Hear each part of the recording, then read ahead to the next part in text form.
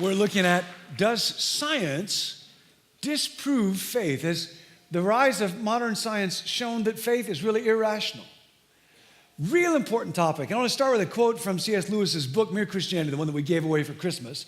Lewis writes, "Ever since men have been able to think, they have been wondering what the universe really is and how it came to be there." Now, quick heads up, Lewis writes, since men have been able to think. Why does he say just men? And it's because women have always been able to think. He actually wrote this material like 70 years ago, and in some spots, the language and the concepts can be a bit dated. I mention that just so you don't let it get in the way of his basic argument for faith, which I think is quite brilliant. He goes on to write, very roughly, two views have been held. First, there is what is called the materialist view. People who take that view think that matter and space just happen to exist and always have existed. Nobody knows why. And that the matter, behaving in certain fixed ways, has just happened by a sort of fluke to produce creatures like ourselves who are able to think and so. That's one view, the materialist view. Just random event, can't be explained. It's kind of a giant machine.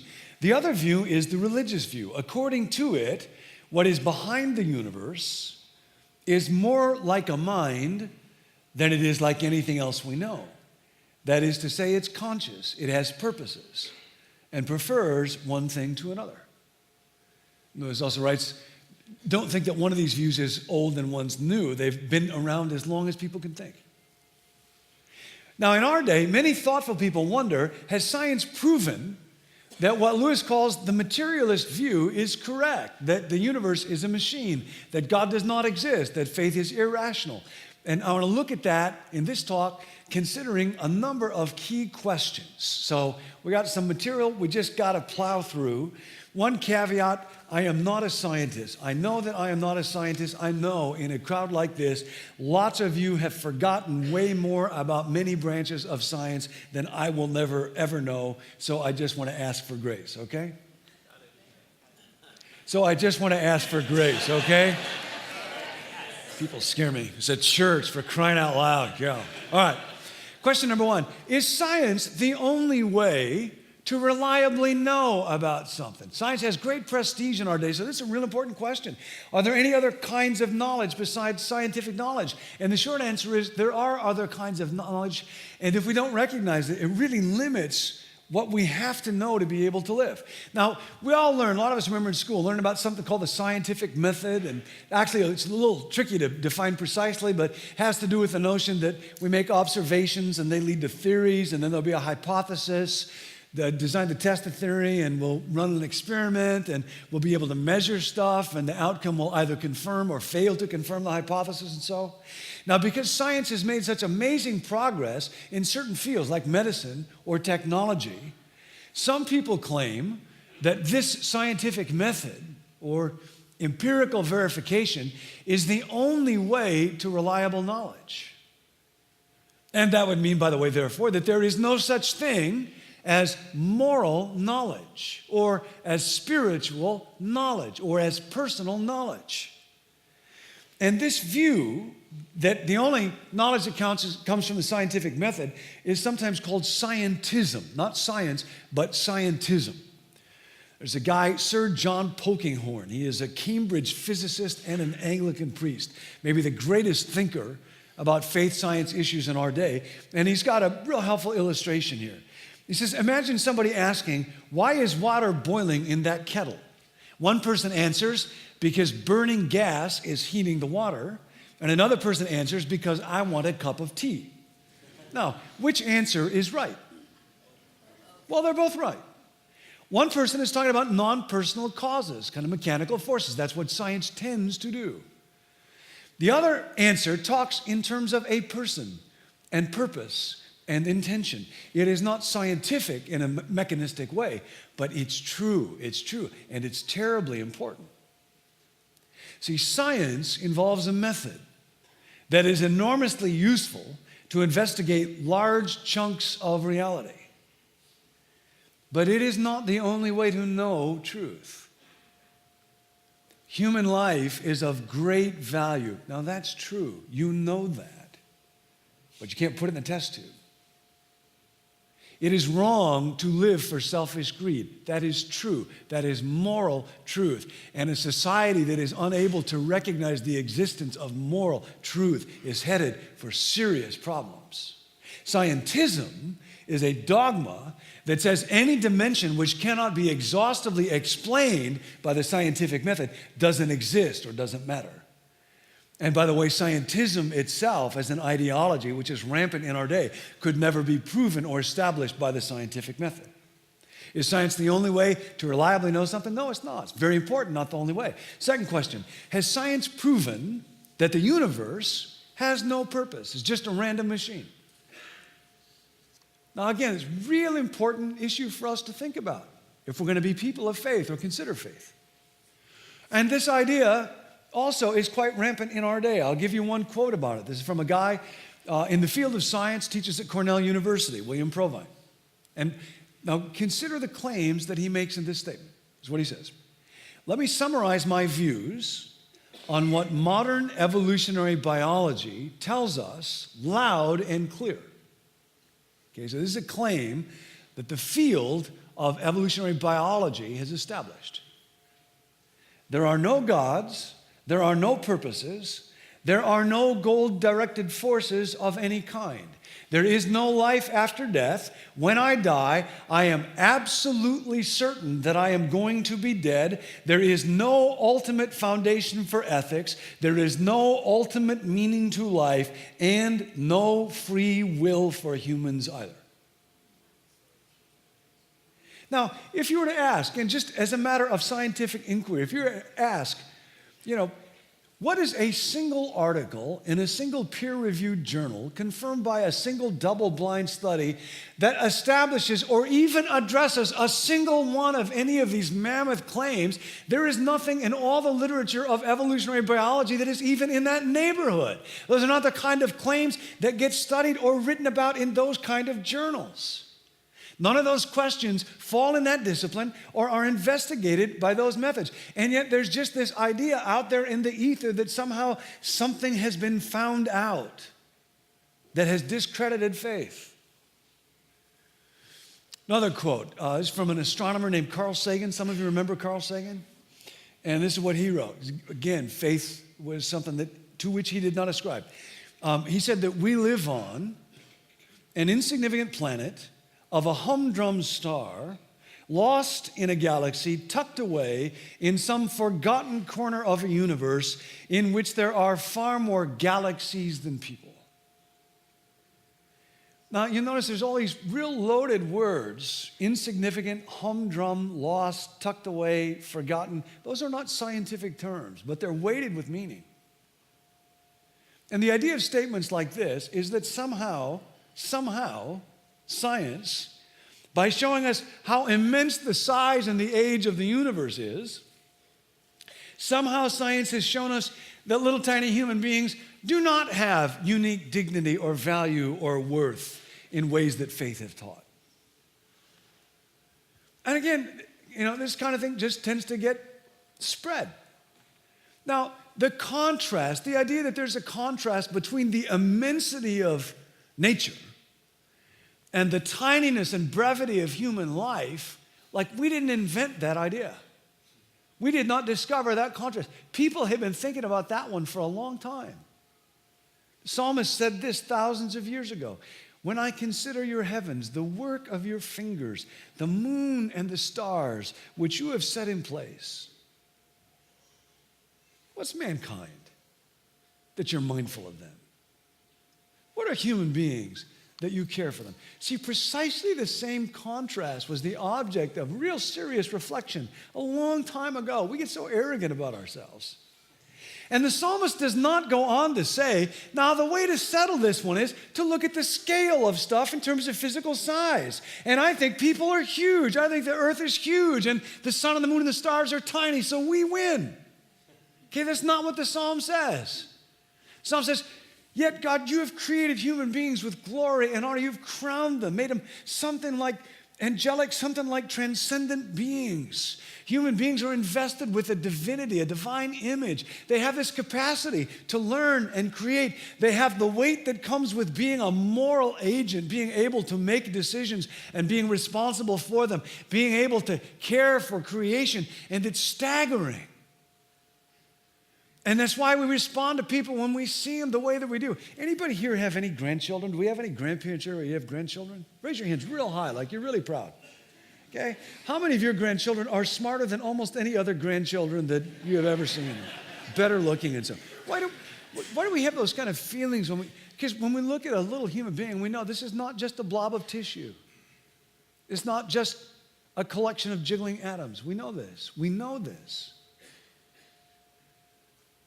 If significance were measured by size, whales would be the most important creatures on the planet. I don't hear anybody arguing that.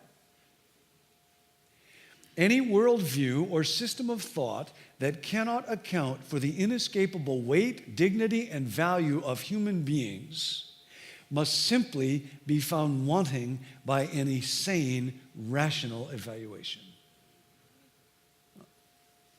You have to decide what you think about that.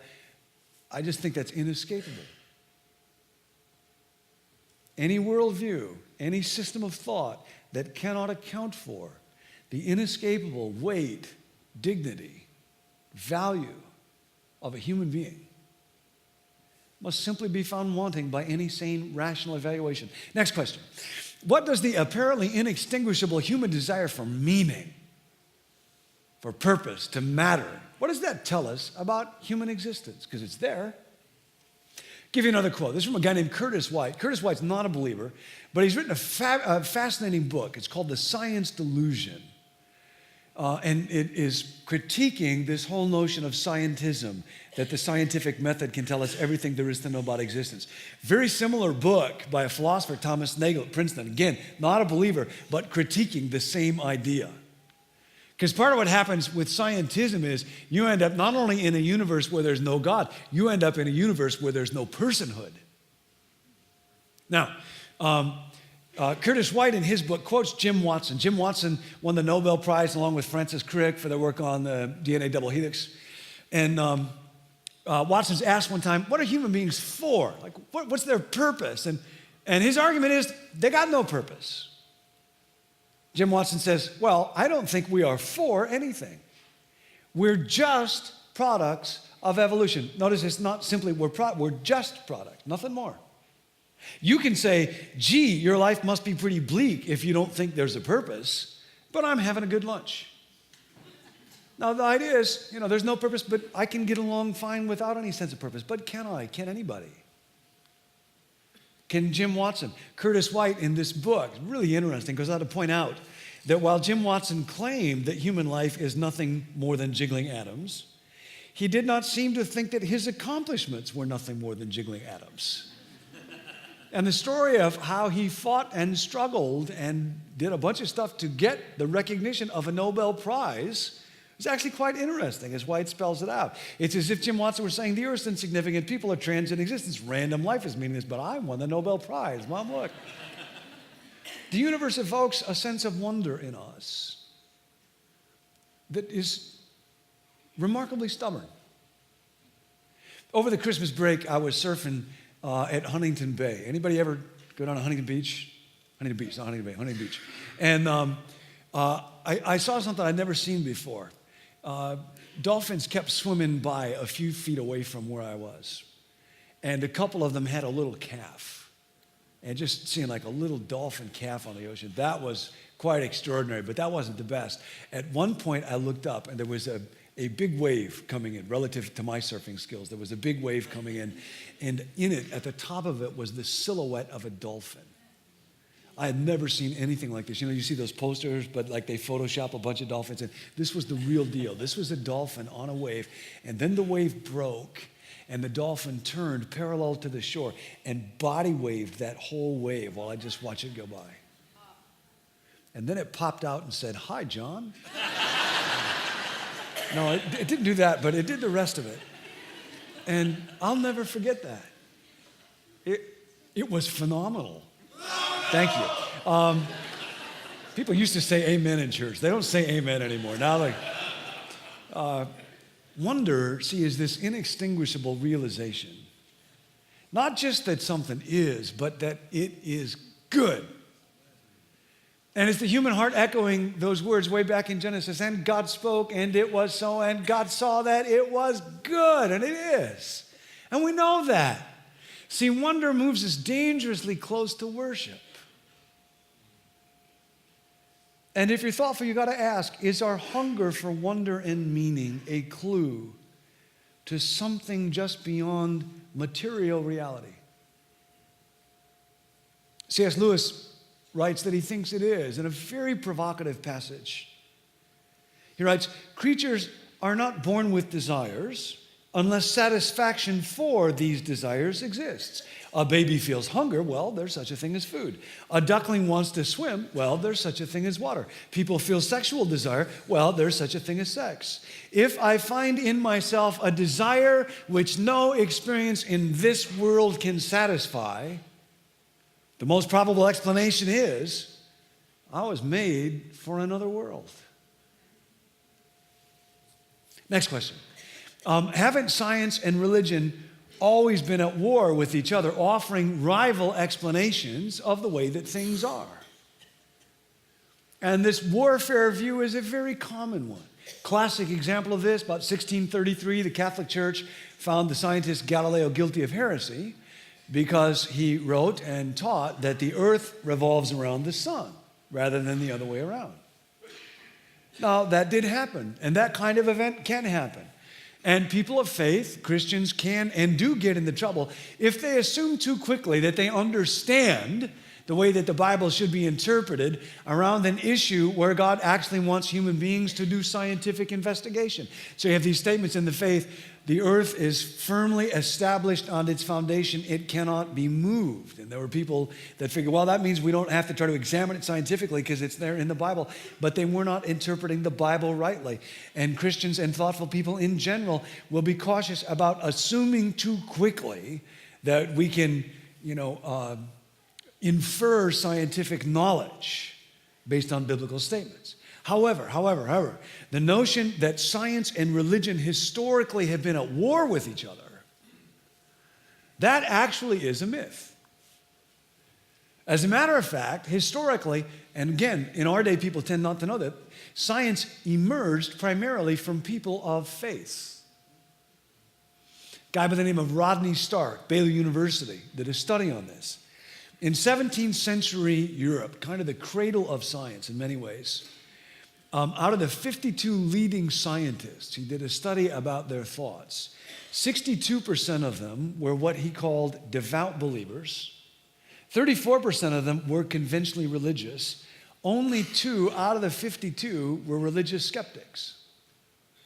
And of course, by that time, 17th century Europe, there were a fair number of skeptics. Only 2 of the leading 52 scientists were among them.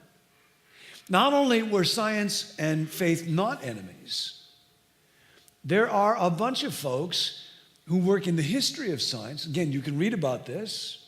One of them is named Paul Chamberlain, and he puts it this way: the scientific enterprise as we know it would probably not exist had it not been for Christianity. Now again, this is widely not known or thought about in our day at the popular level. It runs counter to a lot of current understanding. A scientist by the name of John Houghton points out there's this false idea in our day that belief in God actually got started out of our inability to understand things scientifically. Okay, it's this false belief that that's where faith comes from. People didn't know what caused thunder, so they made up Thor. People didn't know what governed the moon, so they made up the goddess Diana. People didn't know why anybody would want to live in the Midwest when they could live in California. Actually, scientists still don't understand about that one. Any of you read about this morning? The 49ers are playing in Green Bay. You know how cold it's going to be in Green Bay? They're saying, read this morning, there's a possibility of a wind chill factor in Green Bay, Wisconsin of 55 degrees below zero. Why would any sane human being want to live? Even Jesus doesn't know why anybody would want to live where it's 55 degrees below. So pray for the Niners, but that I digress here. faith in God is not based on gaps that science hasn't yet filled in. Okay? Faith in God is not based on gaps that science yet hasn't filled in.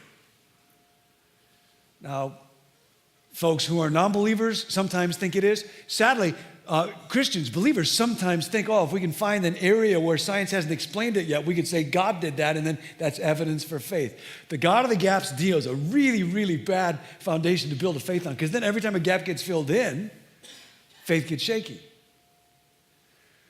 Faith in God is based on observations of meaning and value and order that actually underlie the rise of science itself. Historically, see, the rise of science, it happened at a particular point in a particular history, in a particular civilization. Didn't exist in the ancient world as we know it. Historically, the rise of science required a worldview that involves the notion that our world is orderly and that our world will reward rational investigation. Now, the ancient world, they thought that the earth was involved in this kind of endless cycle of existence. Things go up and down, get better and worse. It's this constant tug of war between the gods or whatever kinds of forces, and then chaos. The notion that the world is orderly and will reward rational investigation came from a worldview that began with faith in an all-powerful, rational God. A prize-winning biochemist by the name of Melvin Calvin, Nobel winner, said, "This monotheistic view seems to be the historical foundation for modern science." Now, of course, there are many other ingredients required for science to emerge, but a certain kind of worldview that the world is orderly, that will repay orderly investigation, was part of what was needed for science to arise. Alfred North Whitehead, one of the dominant thinkers of the 20th century, when he was asked for the causes of the rise of science when it came about, he said it was the medieval insistence on the rationality of God. Okay, next question. Hasn't evolution disproved Genesis? Now, this has become a huge hot button topic. Evolution's a real controversial thing. Little boy comes to his dad one time and asks him, "Dad, where did human beings come from?" And his father says, "Well, we were descended from apes." Little boy goes to his mom, "Mom, where did human beings come from?" "We were created by God in God's image." And the boy says, "But Dad said that we were descended from apes." And the mom said, "Well, I was talking about my side of the family." So, I'll say a word first about Genesis and then about evolution. Best book I have ever read about the Genesis creation account is from Wheaton College professor, an Old Testament professor by the name of John Walton. He was with us a couple of months ago. And he notes that in studying the Bible, you always have to begin by asking how it would be understood by the audience reading it in that day when it was written. You have to start by asking about the historical context of the intended audience, because the Bible always emerges out of a conversation in its day. Now, just for us as a church to be wise readers, wise students of the Bible, we really got to be grounded in this. In our day, even in the church, very often people get off track with the Bible, especially the very beginning in Genesis and the very end in Revelation. People get into all kinds of goofy ideas about them if they assume I don't have to begin by looking at the historical context and asking what would the initial readers have understood this to mean, and I can just read into it whatever I would happen to read into it out of my own time and culture and agenda. And there's a kind of an arrogance to that, a failure in humility to say, I'll pay attention to the historical context. Now, Walton spent a lot of time taking a look at this because there was a conversation, as there always is among human beings, there was a conversation in the ancient Mesopotamian world. Where did we come from? How did the earth get here? But it was very different than the conversation or the agenda in our day. And it's critical to understand Genesis. I grew up in the church. I didn't know about that ancient conversation. I just assumed the Bible was this kind of magic book and Genesis just got dropped down out of heaven. And I didn't know it was actually kind of threatening to me to find out there was a very rich conversation going going on. And of course, the language and concepts of that conversation were part of what got used by the writer of Genesis, because it got written in the context of this discussion. He notes that Genesis 1 and 2 are primarily about how the one true God, they're not all of these little tribal gods fighting back the forces of chaos. In the ancient world, they weren't particularly concerned about how did something get here from nothing. They were very concerned with how did order triumph over chaos. That was the big thing that their stories were about. And he writes about how Genesis, primarily how the one true God, the good God, was inaugurating the cosmos into a functioning temple. All kinds of temple imagery in Genesis 1 and 2. That's why.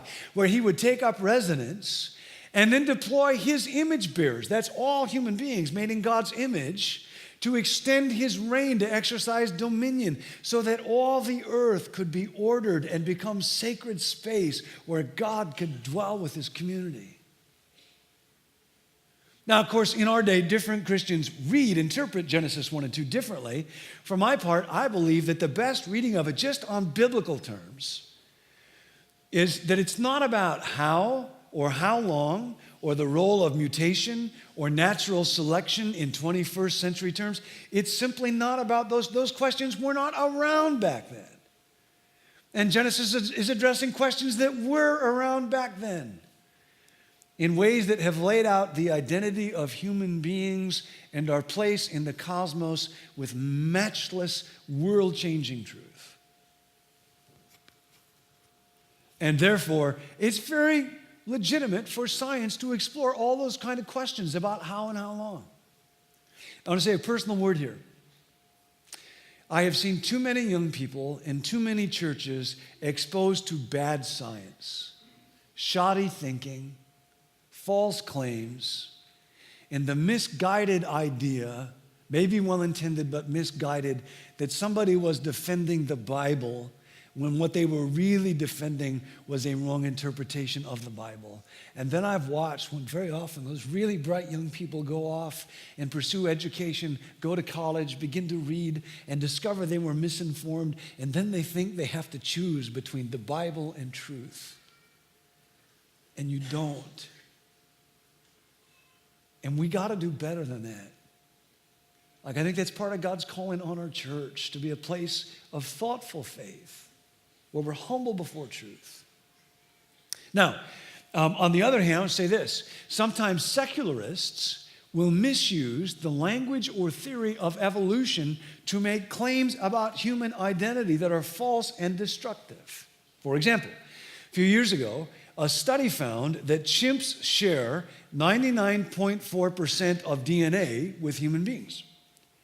And one researcher said about this, we humans appear as only slightly remodeled chimpanzee-like apes. Only slightly remodeled. One guy writing about this actually titled his book, The Third Chimpanzee. There's two species of chimps, and the title was essentially implying, based on the percentage of shared DNA, that human beings are simply a third species of chimps. Really not much difference between human beings and chimps. Now, if you really believe yourself, or if you wonder, is that really true? Just ask yourself, would you have a chimpanzee babysit one of your children? Would you elect one to Congress? You can make up your own joke here. Would you date one? Would you put one on trial for an ethical breach and hold one morally accountable for its behavior? See, human identity, the human condition, human worth are huge questions. They're not going to be answered by analyses of shared percentage of DNA with other creatures. They're not that kind of a question. And when they get expressed as if they were, it is not right, it is not bright.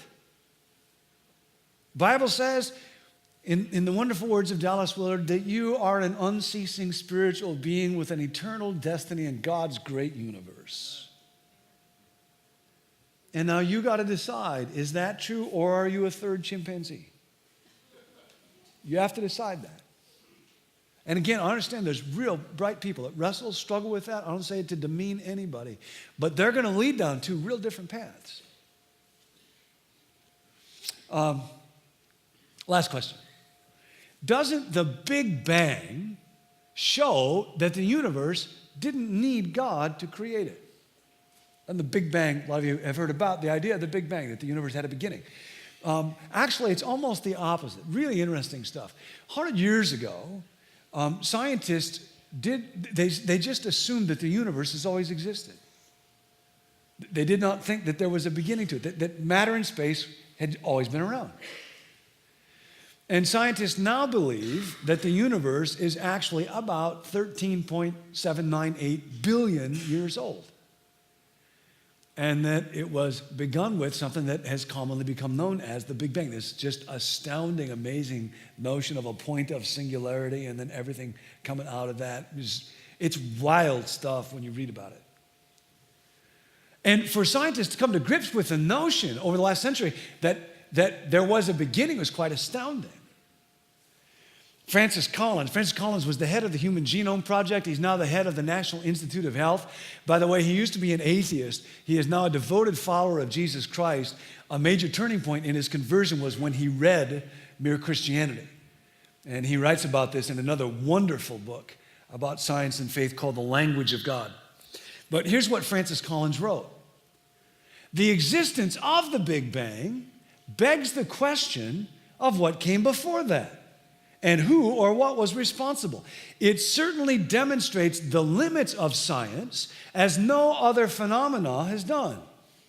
The sense of awe created by these realizations has caused more than a few agnostic scientists to sound downright theological.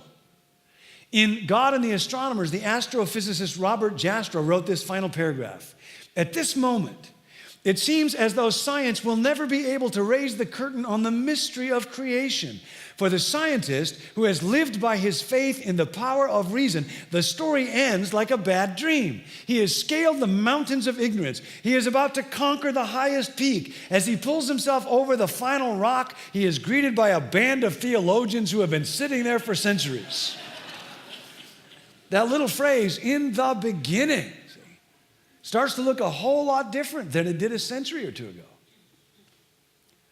Now, there's something even more staggering than just the existence of the Big Bang itself. There is this fact that the universe appears in the oddest ways, in the strangest way. The universe appears to have been designed to support life.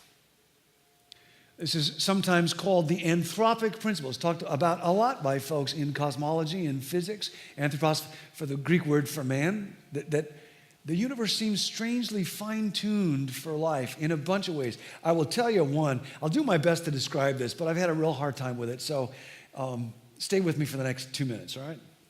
Okay. About 1 millisecond after the Big Bang, the universe cooled down enough for what are called quarks and antiquarks to condense out. And the way that worked, as I understand it, is any quark encountering an antiquark would result in the complete annihilation of them both and the release of a little photon of energy. That's all that was left, just annihilation. But as it turns out, there's not an equal number of quarks and antiquarks. As it turns out, the symmetry that you'd probably expect between quarks and antiquarks was off by the tiniest bit that nobody could have predicted. It turns out that for every 1 billion antiquarks, there is one leftover lonely little quark. Now, why is there this asymmetry? Nobody knows. But it turns out if there had been an equal number of quarks and antiquarks, they would have annihilated each other and there'd be no universe. It turns out that 1 in a billion lonely leftover little quark made it possible for there to be galaxies and stars and planets and, oh, by the way, you. Turn to the person next to you and say, you're 1 in a billion. Because literally you actually are. And it's not just this, there turn out to be 15 different constants. Like the precise force of gravity, such that if it was altered enough that you'd weigh 1/100 of a pound less one way or the other, the universe and your life could not exist. It is exactly what it needed to be. There's 15 different constants whose values would have to be exactly what they are for the universe to support life. And oh, by the way, it turns out that's exactly what they are. Now, this is so striking that Stephen Hawking, who is not a person of faith, a physicist a lot of you will know, writes, it would be very difficult to explain why the universe should have begun the way it did, except as the act of a God who intended to create beings like us. It's a remarkable statement. Now, Stephen Hawking doesn't believe in a God like that, and he and some other folks, actually, what you end up having to believe in, if you don't believe in a God, because our universe is so improbable, is in what's called the multiverse. Some of you will have heard about that there are thousands, millions of other kinds of universes that we're not able to detect, so it just turns out, as a random throw of the dice, that there ends up being this one universe that we live in that's livable.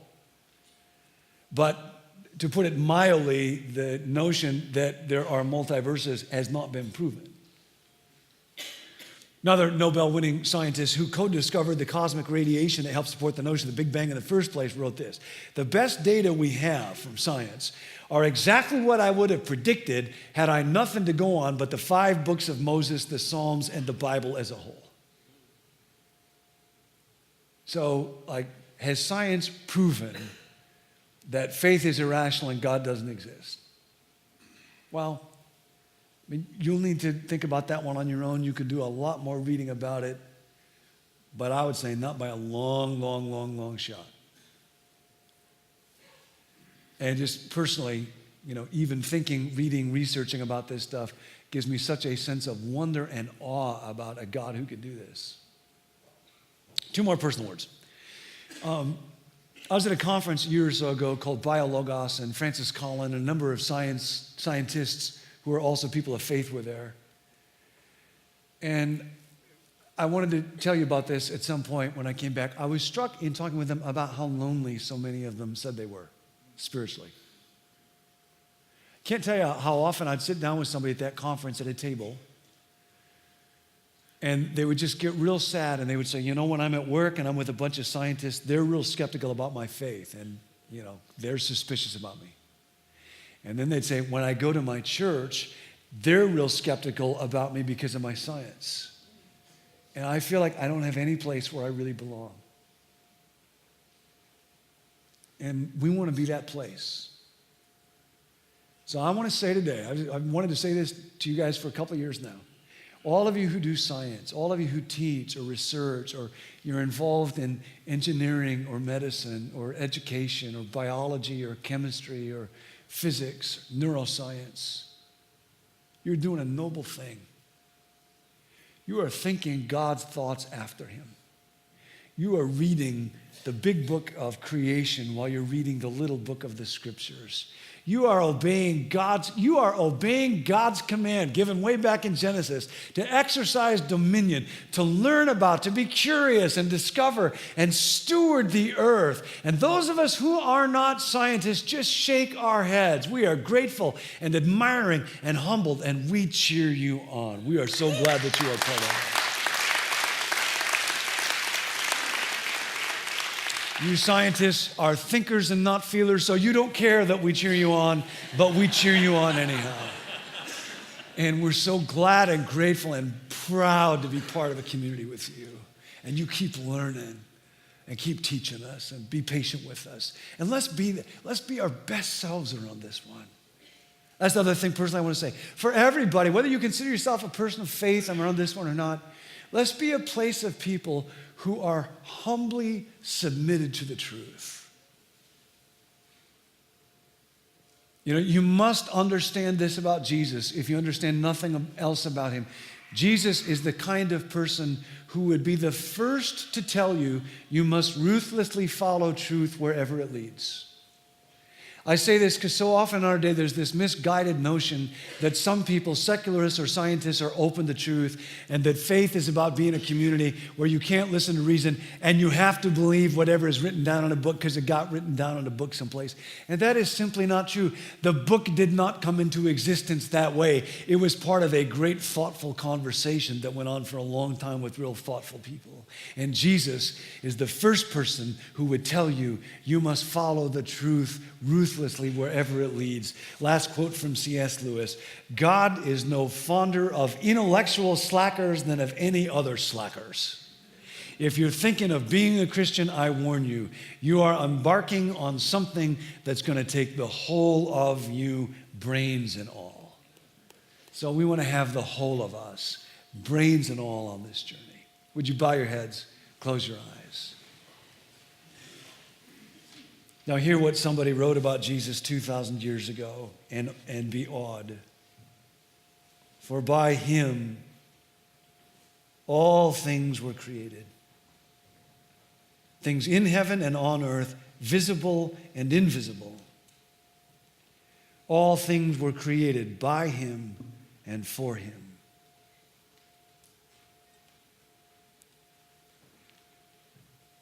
God, help every one of us to be open and humble before truth. And how awed we are, how humbled we are by this reality in which we find ourselves living. Thank you for Jesus who made it. And then God, when we think he cares about our little lives, he notices us, actually became one of us, died on a cross for us to give us a hope. How grateful we are. We give you our worship in Jesus' name. Amen.